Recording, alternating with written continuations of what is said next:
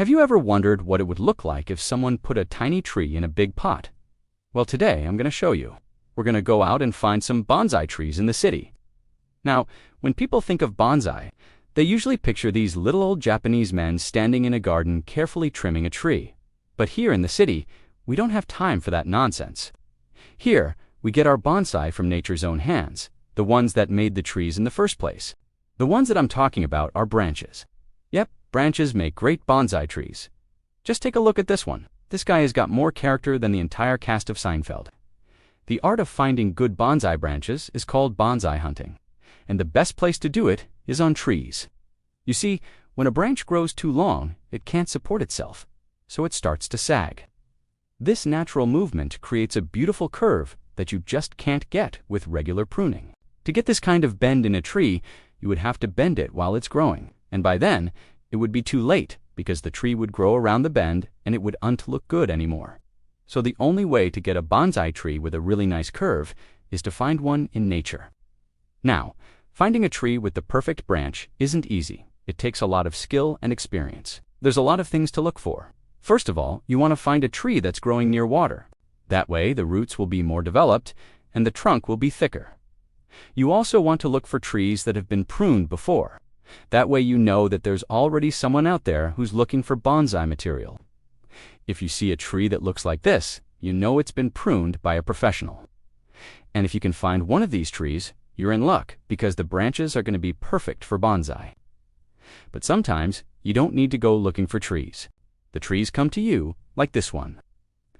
I was driving down the road when all of a sudden a giant tree just fell right in front of me. At first I thought it was going to crush my car, but luckily it didn't. What I did notice, though, was how beautiful this branch was. Look at that curve. It would be perfect for a bonsai. But finding a good branch is only half the battle. You also need to know how to harvest it properly. The best time of year to collect branches is in the winter. That way, you won't disturb the tree while it's growing. And you also want to cut the branch at a 45-degree angle. That way, it will heal faster. Now, this may sound easy, but cutting a branch at a 45-degree angle is actually really hard. It takes a lot of practice to get it right. But once you do, you'll never have to worry about your bonsai falling apart in your hands. Now that you know how to find and harvest branches, it's time to learn how to make them into bonsai trees. The first step is to soak the branches in water for 24 hours. That way the wood will be softer and easier to work with. After that, you'll need to scrape the bark off the branches. Now, this part is really hard, so don't expect to get it all off in one try. The next step is to boil the branches for 1 hour. This will help the wood to dry out and become more brittle. Then you can break the branches into smaller pieces. Now, this is where your bonsai starts to take shape. You can break the branches into different shapes and sizes to create the look that you want. After you've broken the branches into their final shapes, it's time to plant them in a pot. Now, this is the last chance to make your bonsai look good.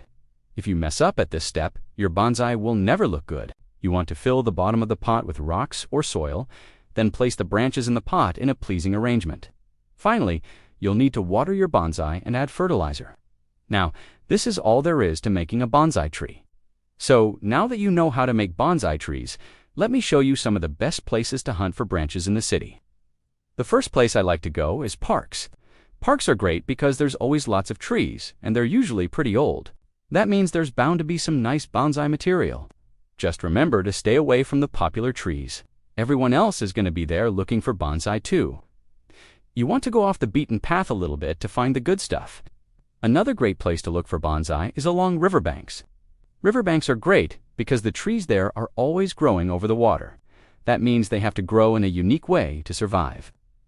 They're also great because they're usually really old trees. The older the tree, the better the bonsai material. The problem with riverbanks is that they're usually really muddy, so be prepared to get dirty.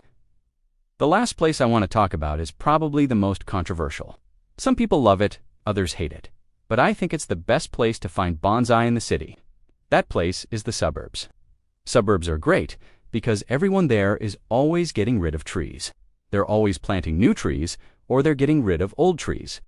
Either way, there's always bonsai material to be found in the suburbs. The problem with suburbs is that they're full of nosy neighbors, so be careful when you're out there.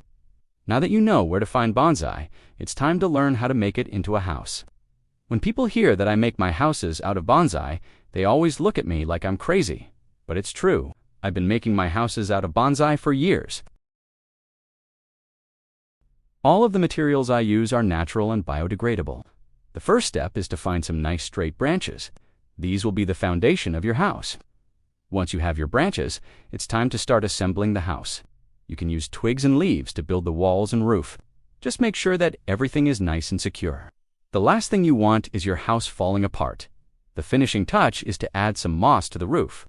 This will really make your house look like it belongs in the forest.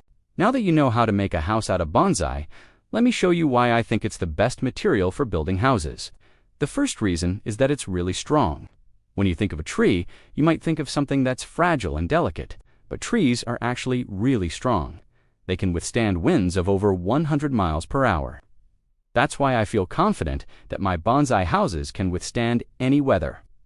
The second reason I like using bonsai is that it's really versatile. You can use it to build any style of house you want. You can make a small cottage or a large mansion. It's all up to you. Finally, I like using bonsai because it's really cheap. You can get a lot of material for very little money. That's why I think bonsai is the best material for building houses. If you're tired of living in a boring house, I encourage you to try out the bonsai. Who knows? You might just find that it's the perfect material for you. All right, now let me show you how to turn bonsai into a wall. To make a bonsai wall, you're going to need a few things: some wire, a pair of pliers, and of course, some bonsai. The first step is to take your bonsai and bend it into a U shape. Use the pliers to help you make the bend. Once you have the bonsai in the shape you want, use the wire to hold it in place. Be careful not to cut yourself on the wire. The last step is to repeat the process until you have as many bonsai sections as you need. Then simply connect them all together and your bonsai wall is complete. I hope you enjoyed this video and I hope you learned something new. Bonsai is a really fun hobby and I think anyone can do it. So don't be afraid to get out there and give it a try. You never know, you might just find that you have a natural talent for it. Thanks for watching.